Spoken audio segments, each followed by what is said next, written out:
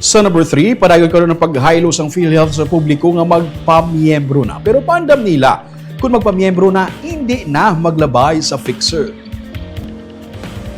May 3.1 million ka-registered members ang independents sa Philhealth ang probinsya sa Negros Occidental.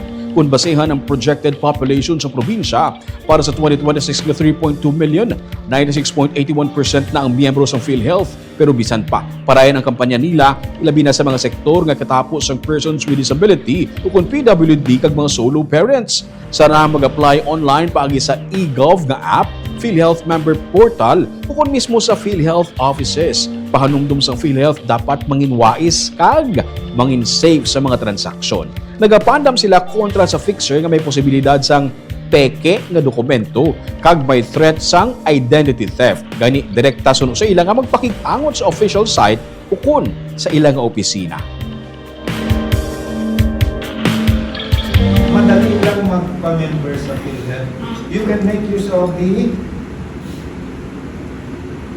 eGov. May araman online ng Philhealth portal. And kung gusto nyo niya makita ang mga empleyado sa Philhealth, you can always visit our local health insurance offices. But we discourage itong pambal kumagina na may nag-aagente.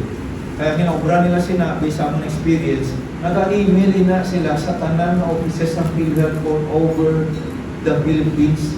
Kung sino na mauna mag-entertain sa ila na amo na okay na. Then ma-discover nila ng modus, i-ahente nila sa iban.